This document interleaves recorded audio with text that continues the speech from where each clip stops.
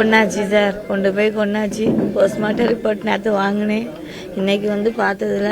அதெல்லாம் கொன்ன நேரம் போடலை, எப்படி செத்தானு போடலை. 19 இடத்துல காயம். இறந்து தான் அந்த ஜெயிலேருந்து வெளியே 6 மணிக்கு கொண்டு வந்திருக்காங்கன்னு தான் போட்டிருக்காங்க. யார் கொண்டா, எப்படி செத்தான், எத்தனை மணிக்கு செத்தான்னு தெரியல. எனக்கு சிபிஐ விசாரணை வேணும் சார். எல்லாமே என்னை ஏமாத்தாங்க. என்னை என் பிள்ளைக்கு செத்ததுக்கு நீதி கிடைக்கணும். அது வரைக்கும் நான் பாடி வாங்க மாட்டேன். ராத்திரி கையெழுத்து போட்டு தந்துட்டீங்க. இப்போ பார்த்தப்போ தானே சார் தெரியுது இதில் ஒன்றுமே இல்லையே.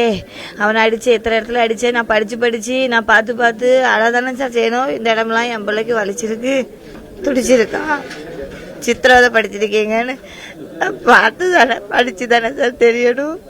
எப்படி செத்தான்னு தெரியாதுல்ல சார். வலிக்குது சார்னு சொல்லிருப்பாரு. அது ஒண்ணும் தான் சார் எங்க அதுல கேட்டுட்டே இருக்கு.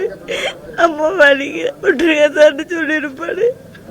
விட்டுருக்கலாம்ல சார், என் பிள்ளைய விட்டுருக்கலாம்ல சார். என் தம்பி பாருங்க சார், அந்த போட்டோல இருக்கா பாருங்க சார். விசாரணை வேணும். அவன் செத்ததுக்கு நியாயம் வேணும்.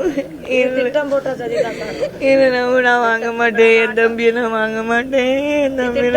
என் தம்பி செத்ததுக்கு நியாயம் வேணும். எப்படி செத்தான்னு தெரியணும். யாருக்கு ஒன்னு தான் வெள்ளிக்கிழமையே கொண்டிருப்பாங்க சார். அதான் டைம் போட மாட்டேங்காங்க. அவனை கழுத்து நெடிச்சு கொண்டாடுலாம், மூச்சடிச்சு கொண்டாடு தெரியலையே சார். அடிச்சதுனால சாவலேன்னு போட்டிருக்கீங்க. தெரியணும். சிபிஐ விசாரணை, மேஜிஸ்ட்ரேட் விசாரணை ரொம்ப நம்பினேன். நியாயமான போஸ்ட்மார்ட்டம் வரும்னு நம்பினேனே. என்னை இப்போ நான் அப்பவும் கேட்டேன் சார், எப்போ செத்தான் சார், போஸ்ட்மார்ட்டம் ரிப்போர்ட் வரும். போஸ்ட்மார்ட்டம் ரிப்போர்ட்டுனாலே ஒன்றும் வரலையே. எப்போ செத்தானே வரலையே. கொண்டுட்டாங்க. நான் என்ன பாவம்னு நம்பிய கொண்டுட்டாங்களே. எனக்கு நீதி வேணும். சிபிஐ விசாரணை வேணும். கன்னியாகுமரி மாவட்டம் ஈத்தங்காடிலே ஒரு சாதாரண பெட்டிக்கடை நடத்தி வந்த மாற்றுத்திறனாளி சபரிவர்மன் இன்றைக்கு மோசமான முறையிலே படுகொலை செய்யப்பட்டிருக்கிறார். இது வன்மையாக கண்டிக்கத்தக்கது. ஏனென்று சொன்னால், ஒரு மாற்றுத்திறனாளியை பொறுத்தவரையில் அவன் சரிய வியாபாரம் செய்து மனைவி மற்றும் ஒரு குழந்தை மற்றும் நம்முடைய வயதான மட்டுமல்ல, நோயினால் பாதிக்கப்பட்டிருக்கக்கூடிய தந்தை உட்பட அனைவரையும் பாதுகாத்து வந்த சபரிவர்மனை கொடூரமான முறையிலே அடித்து படுகாயப்படுத்தி கொலை செய்யப்பட்டிருக்கூடிய சம்பவம் வன்மையாக கண்டிக்கக்கூடிய விஷயம்.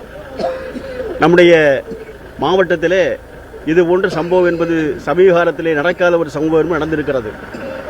சபரிவர்மனை பொறுத்தவரையில் ஏதோ ஒரு சிறிய குற்றம் செய்தார் என்பதற்காக அவரை கைது செய்து அன்றைக்கு கூட காவல் நிலையத்திலே சொந்த ஜாமீனிலே விடப்பட்டிருக்கிறார்.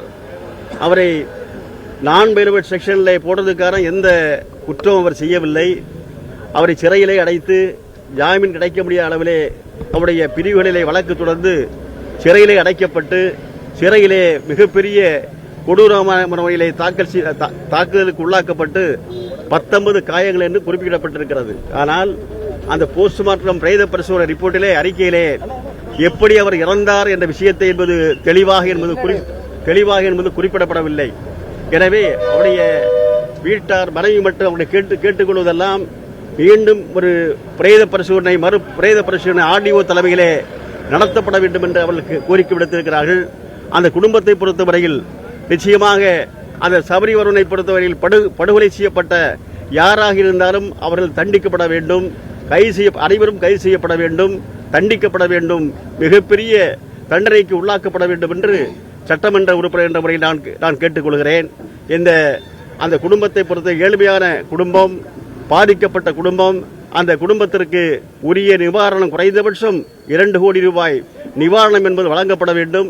மனைவிக்கு என்பது ஒரு நிரந்தரமான வேலை வாய்ப்பை கொடுக்கப்பட வேண்டும்.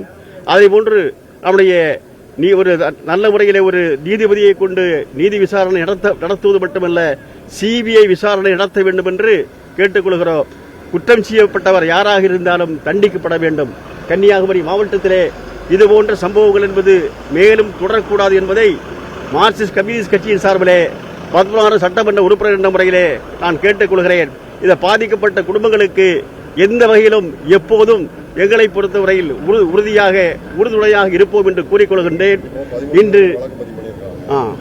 இன்று காலை எங்களுடைய மாநில செயலாளர் சண்முகம் அவர்கள் நம்முடைய மாண்புமிகு முதல்வரை பார்த்து பேசியிருக்கிறார். அவருக்கு வேலை கொடுப்போம் என்று சொல்லியிருக்கிறார்கள். ஆனால் அவருடைய இழப்பீடு என்பது உரிய முறையில் அறிவிக்கப்படவில்லை. எனவே உரிய முறையிலே இழப்பீடு, வேலை வாய்ப்பு மற்றும் குற்றவாளிகளை தண்டிப்பது உட்பட அந்த நீதி விசாரணை உட்பட அவர்கள் நம்முடைய மாண்புமிகு முதல்வர்கள் நிச்சயமாக அறிவிக்க வேண்டும், அறிவிப்பார் என்று எண்ணுகின்றோம்.